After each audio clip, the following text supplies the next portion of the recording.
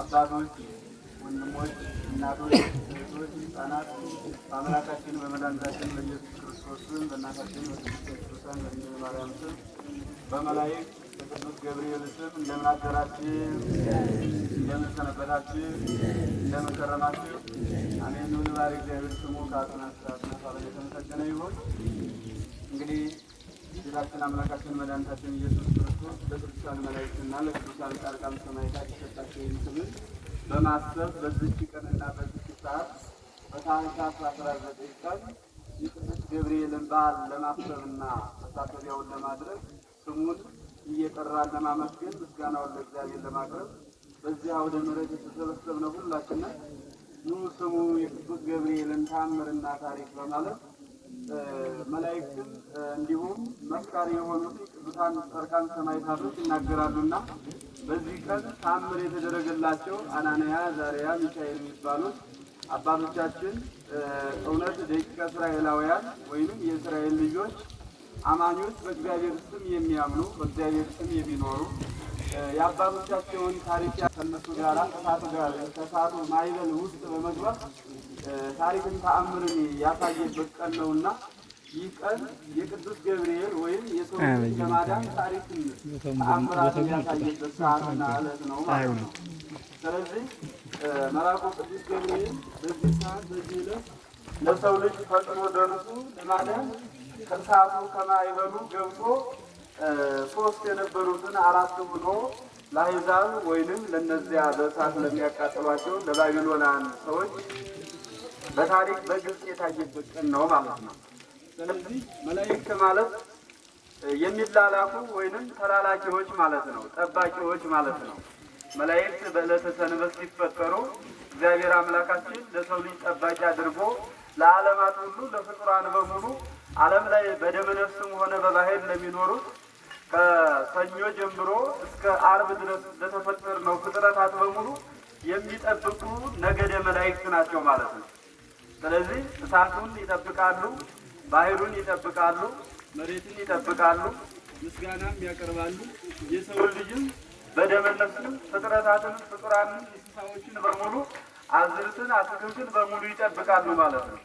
ለዚህ ነው የተፈጠሩትና መላእክት ለእኛ ሊረዳን የመጣው መልአኩ ቅዱስ ገብርኤል በዚህ ዕለት ታሪካዊ የሆኑ እንቁና ለቤተ ክርስቲያናቸው ወይም ለሃይማኖታቸው ታሪክ ያላቸው የእስራኤል ሰዎች አናንያና አዛርያ የሚባሉት ሰዎች በፍጹም ምስክርነት የቆሙበትን ሰዓት በቆሙበት ሰዓት በፍጹም እግዚአብሔር አልተለያቸውም። በፍጹም በመላእክት ተአምርና ታሪክ ያን የሚነደውን እሳት አብርደው ውሃ አድርገው በውሃውና በእሳቱ መካከል ላይ ተገኝተዋል ማለት ነው።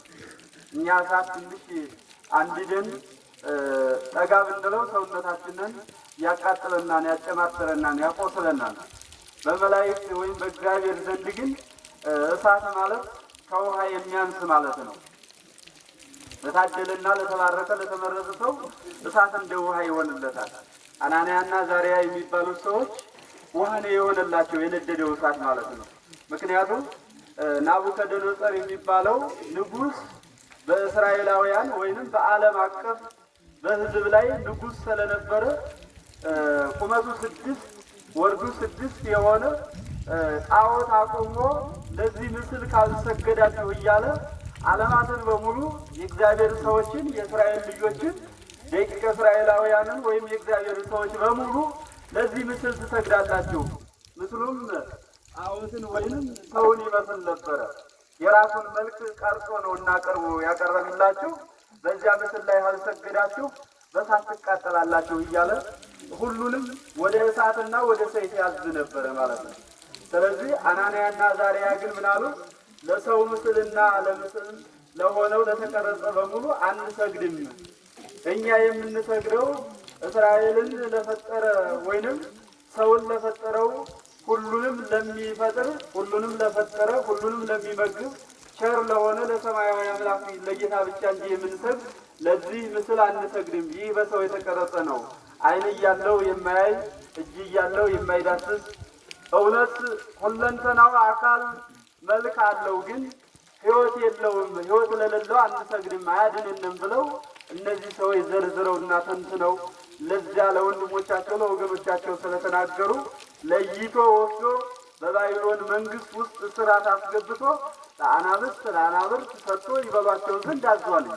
ከዚያም አልበሏቸውም፣ አድኗቸዋል እግዚአብሔር ማለት ነው። እንስሳውም አራዊትም የሚገዛለት መልአክ አለና እንስሳውም አራዊቱም በእምነት ይገዛልና እነዚህን ሰዎች አድኗቸዋል ማለት ነው። ከዚያ ሲድኑበት እሳት ማዕበል ወዳለው እውነት ገሞራው እንኳን ወይንም ወላፈን እንኳን የማያስቀርበው እሳት ላይ ወስዶ ጨመራቸው ማለት ነው። እቶን እሳት ላይ ማለት ነው። 3-4 በርሜል የሚያህል ወይንም በእኛ በማንገልጸው ቋንቋ በዚያ እሳት አንዲደው ከዚያ መካከል ላይ ጨምረዋቸዋል ማለት ነው። አናንያና አዛርያ ሚሳኤል ሲጨመሩ የእግዚአብሔር መልአክ ግን ምን አደረገ? ከነሱ ጋር ሆኖ አራተኛ ሆኖ ተጨምሮ እሳቱን አብርዶታል ማለት ነው። ምክንያቱም መላእክት እሳታውያን ናቸው፣ ነፋሳውያን ናቸው፣ ውሃ ናቸው ማለት ነው። በእሳት በውሃ የተፈጠሩ ናቸው።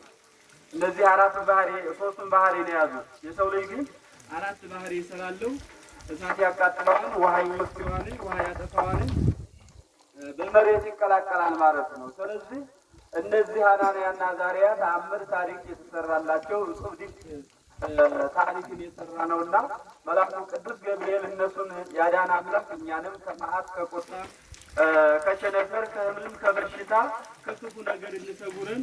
መልአኩ ቅዱስ ገብርኤል ዘወትር ከእኛ ጋር ይሁን። እነሱንም ያዳነ አምላክ እኛንም ያድነን፣ እኛንም ይታደገን። ስለ መልአኩ ለቅዱስ ገብርኤል ተራዳኢነት ለልብላችሁ እግዚአብሔርን አመስግኑ። እንግዲህ በዚህ ቀንና በዚህ ሰዓት እግዚአብሔር ሲመሰገን መላእክት ደስ ይላቸዋል፣ ፍጡራን በሙሉ ይደሰታሉ። የእግዚአብሔርን በዓል መታሰቢያ ስናደርግ መላእክት በእውነት ለሰው ልጆች ለሰውና ለፍጡር ጠባቂ ሆነውና የተፈጠሩትን እውነት በስማቸው ምስጋና በስማቸው ቤተ ክርስቲያን በስማቸው ሕንጻ ስናንጽላቸውና እንዲህ በዓል ስናደርግላቸው ከእግዚአብሔር ያደርሱልናል። አኩቴታችንን የምናቀርበው አኩቴታችን የሚቀርበው በመላእክት ዘንድ ነው። የሰው ልጆች እንኳን መላእክት ተብለዋል። ምክንያቱም መነኮሳት ለምሳሌ ምድራውያን መላእክት ነው የሚባሉት። ለምሳሌ የአቤልና የቃየል ኑሮ በተለያየበት ዘመን አቤል በሞተ ጊዜ ሴት የሚባል ልጅ በተወለደ ጊዜ እግዚአብሔር ከክፎች ወይንም ከቃየል ልጆች ለይቶ ደብረ ቅዱስ በሚባለው ቦታ ላይ ባስቀመጠው ጊዜ የሰው ልጅ ምን ብሎታል ማለት ነው? እግዚአብሔር የተለየና በጣም ከኃጢአት የራቀ ስለሆነ ምን አለው? ቅዱሳን መላእክት ብሏቸዋል የሰው ልጆች ማለት ነው። እኛ ራሱ መላእክት የምንባልበትን ስራ ከሰራን መልአክ እንባላለን ማለት ነው። ምክንያቱም ለመዳን ከሮጥን የታዘዝነውን የተሰጠነውን ጸጋችንን ከሰራንበት መላእክት ተብለን እንደምንጠራ ያስገነዝበናል፣ ያስታውሰናል ማለት ነው። ስለዚህ እኛም የሰው ልጆች እግዚአብሔር አምላክ እንደሰጠን እንደ መላእክት ቅዱሳን ሁኑ፣ እኔ ቅዱስ ነኝና እናንተም ቅዱሳን ሁኑ፣ እናንተም ንጹሐን ሁኑ፣ እኔ ንጹሕ አምላካችሁ ነኝና የፈጠርኳችሁ ማለት የሰው ልጅ ፍጡራንን ሁሉ ፍጥረታትን በሙሉ እንዲገዛና የሰው ልጅ ፍጡራንን በሙሉ እንዲመራና እንዲያዝ ስልጣንና ሕይወት ተሰጥቶናልና ይህን የተሰጠን እንድናምን ነው፣ እንድንገዛ እንድንመራ ተመልሰን ስራ ሰርተን ጸድቀን በሰማይ በመንግስተ እግዚአብሔር እንድንኖር ነው እግዚአብሔር እያዘዘን ያለው ማለት ነው። ስለዚህ መላእክት ዛሬ ያለንን መቃወስ ዛሬ ያለንበት የቆምንበት እሳት፣ በረዶ፣ ሕይወት፣ ጨለማ፣ ብርሃን እንዲሆንልን መጸለይ ያስፈልገናል፣ ማመን ያስፈልገናል። አሁን ዛሬ በጣም ግርም ከሚለን አንዱ ትልቁ ክርስቲያን መምሰል ብቻ እንጂ የክርስትናን ስራ አንሰራ። ክርስቲያን የክርስቲያንን ስራ ከሰራ 10ቱን ቃላትና 6ቱን ቃላተ ወንጌል መፈጸም ግዴታ አለበት። ይህንን ካልፈጸመ ትእዛዝ እግዚአብሔርን አከበርኩ ማለት አይችልም። የሚከበርበትንና የሚወደው ሕግ ተሰጥቶታል። ከእግዚአብሔር ጋር የሚያደርገውን ሕግ ተሰጥቶታል። አድርግ የተባለውን ሊያደርግ ይገባል። መላእክት ከተሰጣቸው ውጭ ሊያደርጉ አይችሉም።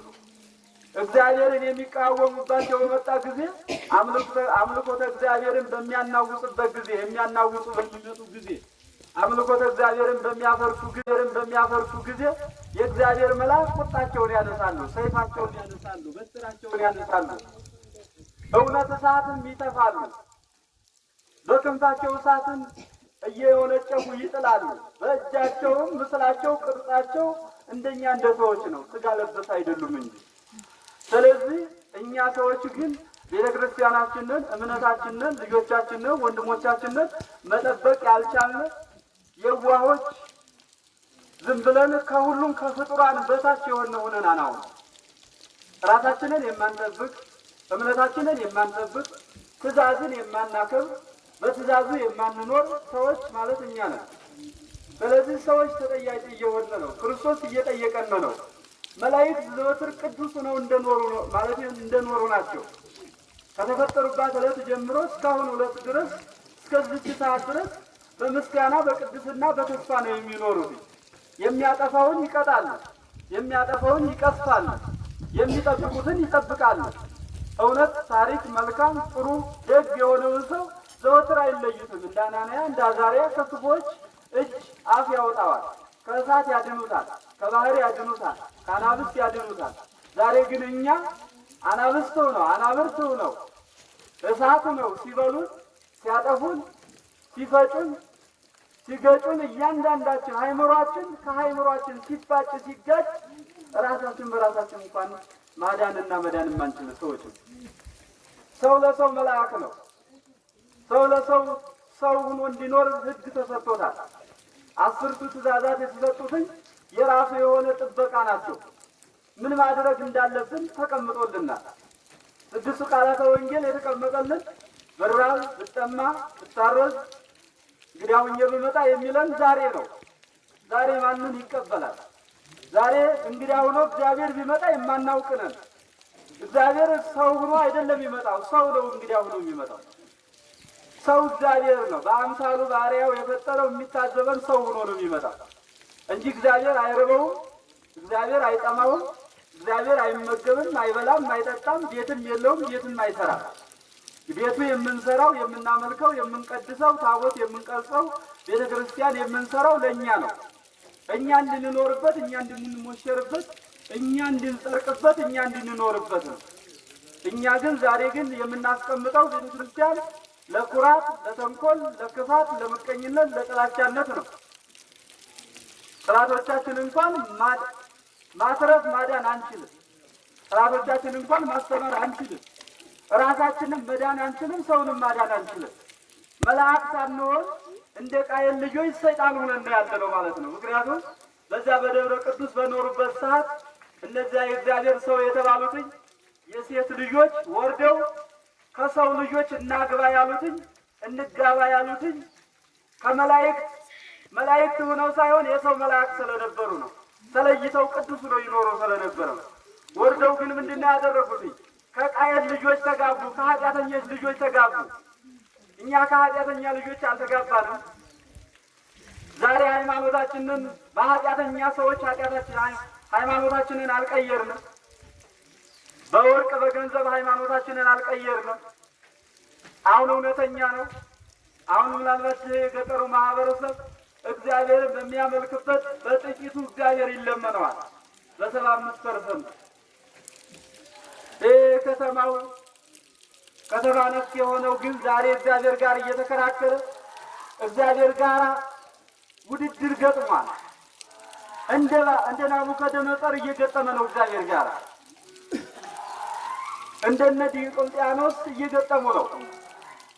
ዛሬ ድሮ ስንጠራቸው በስንክሳር በገድል ስናወሳቸው የነበሩ ታሪከኛ የነበሩ እግዚአብሔር ጋር ሲታገሉ የነበሩት ወደቁ፣ ወርቀዋን፣ ሙተዋን የምንላቸው ሰዎች ዛሬም እግዚአብሔር ጋር እየገጠመ ያለ የሰው ልጅ ነው። ዛሬ እኛ ክርስቲያኖች ሆነን ስንት ልጆቻችን ናቸው እግዚአብሔር ጋር እየታገሉ ያሉት፣ ቤተ ክርስቲያን ጋር እየታገሉ ያሉት፣ ከእውነት ከሀቅ ጋር እየታገሉ ያሉት፣ እውነተኛን ሰዎች እየገደሉ ያሉት፣ እውነተኛ ሰዎችን እያጠፉ ያሉት፣ ሃይማኖተኛዎችን እያጠፉ ያሉት፣ የሃይማኖት አባቶችን እየፈጇቸው እየገደሏቸው ያሉት፣ ክርስቲያን ስለሆኑ ብቻ የሚሞቱት ለምን ይመስላችኋል? እንደ ናቡከደነፆር የሆኑ ሰዎች ተፈጥረዋል። እግዚአብሔር ጋር የሚወዳደሩ ሰዎች ተፈጥረዋል። ግን እየተወዳደሩ ሳይሆን እያጠፉን እየጠፉ ነው። ዛሬ እኛ ከኃጢአተኛዎቹ ጋር ጋብቻ ፈጽመናል። ሕገ መንግሥት ጋብቻ ፈጽሟል። ሕገ ሥጋ ጋብቻ ፈጽሟል። አንድ የሥጋ ጋብቻ ብቻ እንዳይመስላችሁ፣ አገራችን ከሰይጣን ጋር ጋብቻ ፈጽማለች። ከማይመስላት ጋራ ከማትሆነው ጋራ ቅዱስ እግዚአብሔር ቅዱስ ሀገር ቅድስት ሀገር የተባለችው ሀገር ዛሬ ሰይጣን ይዚም ናት። ዛሬ ኢትዮጵያ ተብሎ ለመጠራት ያሳቃል። መኖር አንችልም፣ መመጦት አንችልም፣ መስጠት አንችልም፣ ማክበር አንችልም፣ መከበር አንችልም፣ ማክበር አንችልም፣ መውደድ መዋደድ አንችልም፣ መኖር አንችልም። ዛሬ ያለነው በሌላ ዓለም ነው። ይህ ማለት ጋብቻ ፈጽማለች ከሰይጣን ጋር። ልጆቻችን በሌላ ዓለም ጋብቻ ሄደዋል። ዛሬ የእግዚአብሔር ፕሮፌሰሮች ሳይሆኑ የሰይጣን ፕሮፌሰሮች ናቸው። ዛሬ የእግዚአብሔር ዶክተሮች ሳይሆኑ የሰይጣን ዶክተሮች ናቸው። ዛሬ የእኛ የሃይማኖት ወይም የሀገር አስተማሪዎች አይደሉም፣ የሰይጣን አስተማሪዎች ናቸው። የገንዘብ የስልጣን ወይንም የወርቅ የብር አስተማሪዎች ናቸው ያለ።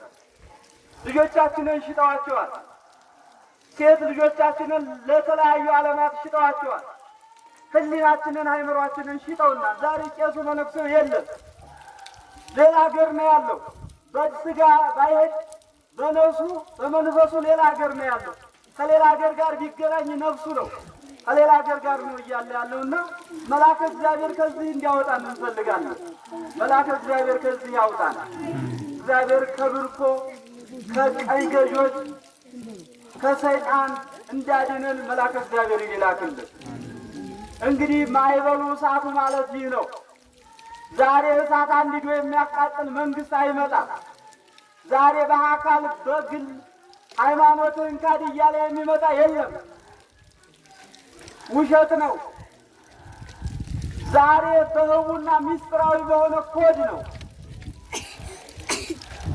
አስተምሮታቸው ኮዳዊ ነው። እስከ ዛሬ በግልጽ በጦርነት መጥተው ያላረጉትን ዛሬ በህቡ ስራ ሰርተው ጨርሰዋል። ዛሬ ቤተ ክርስቲያናችን መታደግ አንችልም ጥለን ነው የሚሸጥ። ዛሬ እኔን ካህኑን ዲያቆኑ መለኩሴውን ወይም ቄሱን መታደግ አንችልም ጥለን ነው የሚሸጠው። ምን ጀግና ቢባል ምን ጎበዝ ቢባል ምን ፕሮፌሰር ቢባል ምን አዋቂ ነው ቢባል ጥሎ መሸሽና ከነሱ ጋር አብሮ መብላት መጠጣት እንጂ የራሱን መኖር እንጂ የወገኑን መኖር አያስብም። ይህ ማለት በእሳት ማዕበል ውስጥ የወደቅን ሰዎች እኛ ነን። አሁን ናቡከደነፆር ነው የወደቀብን። ይህ ደግሞ የእባቡ ልጆች የዘንዶው ልጆች ተፈጥረዋል፣ ተወልደዋል። ያ በራእየ ዮሐንስ የተነገረው 7 ራስ ያለው 10 ቀንድ ያለው ሰይጣን በዚያን ጊዜ ሰዓት ይፈጠራል የተባለው 7ቱ መንግስታት ወይንም ሕግጋት ይባላሉ። 10ሩ ማለት 10ሩ መንግስታቶች ናቸው። ኃያላን መንግስታት የሚባሉት ናቸው። ዛሬ መሳሪያ እያመረቱ ሕፃናት ወንድሞቻችንን ሃይማኖት አባቶቻችንን የሃይማኖት ልጆቻችንን በየሀገሩ የሚፈጩ የሚገሉ ሳታስበው ቤት በተቀመጥክበት ሁኛለው ሳትል ሆነ የምትገኝበትን ስራ እየሰሩ ያሉት እነዚህ ሰዎች ናቸው። እነዚህ ሰዎች ነገ በአንድ የዓለም መንግስትን ለማጨት ነው ዝግጁ የሆኑት። መልአከ እግዚአብሔር ለዚህ እንዲረዳን እንዲጠብቀን ፈጥኖ እንዳድነን መለመን አለብን። ሕፃናት፣ ሽማግሌዎች፣ ወጣቶች፣ እናቶች፣ አባቶች አሁን ሌላ ልመና ሊኖረን አይገባም። የእንጀራ ልመና ይቅርባችሁ። እንጀራ አልኖሩት አይበላም። አይናኑን እያየ እያቁለጨለጨ የሚበላ በላተኛ መጥቷል። እሱ እየበላ አንተ አትበላም። እሱ እየሰራ አንተ አትሰራም። እሱ እየሄደ አንተ አትሄድም። እሱ እየተንቀሳቀሰ ንፋስ አየር እያገኘ አንተ ትታጎራለህ። ዛሬ ታጉሮ ነው ያለው። ዛሬ የት ሀገር ትንቀሳቀሳለህ? ዘመናዊ እስር ቤት ገብተናል። ዘመናዊ ጦርነት ውስጥ ገብተናል። ዘመናዊ እቅድ ውስጥ ገብተናል። ህቡ ነው፣ ሚስጥራዊ ነው። አባቶቻችን ትንቢቱን ጨርሰው ተነግረው ሂደዋል። አሁን አንድ ነብይ ወርዶ የሚነግረን አለ ብላችሁ አንድ የእግዚአብሔር ሰው መጥቶ ያድናን ብላችሁ ከሆነ አያድንም።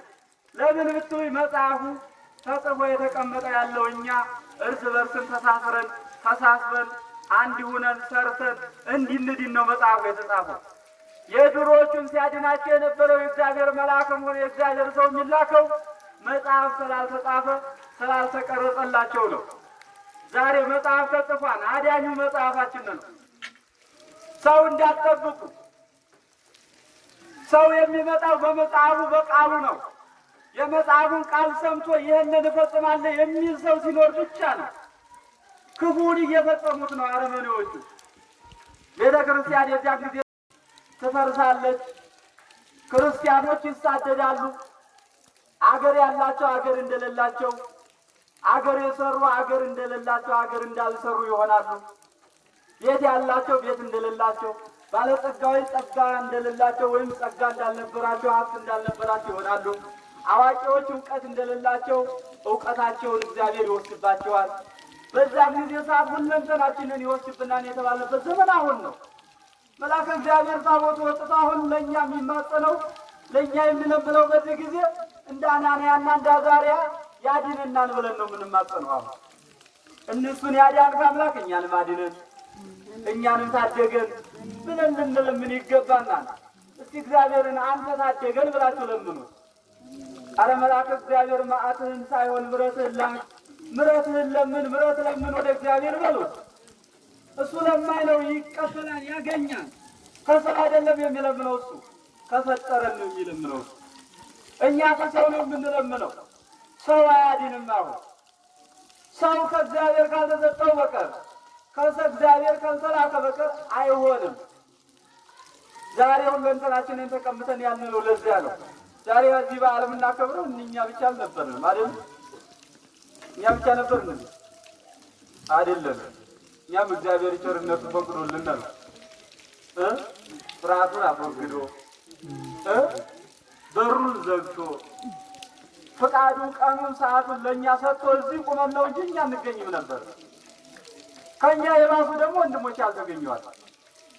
ገብቷቸውን ከዓመት ወደ ዓመት ከዓመት ወደ ዓመት ቤተ ክርስቲያን እንዳትሳም፣ ቤተ ክርስቲያን እንዳትገለገል፣ ቤተ ክርስቲያን አስራት በኩራት እንዳትሰጥ፣ ቤተ ክርስቲያን እንድትመነምን እንድትበጠስ፣ ክርስቲያኖች ክርስትናቸውን እንዳፈርሱ፣ ክርስትናቸውን እንዲረሱ ተደርገናል።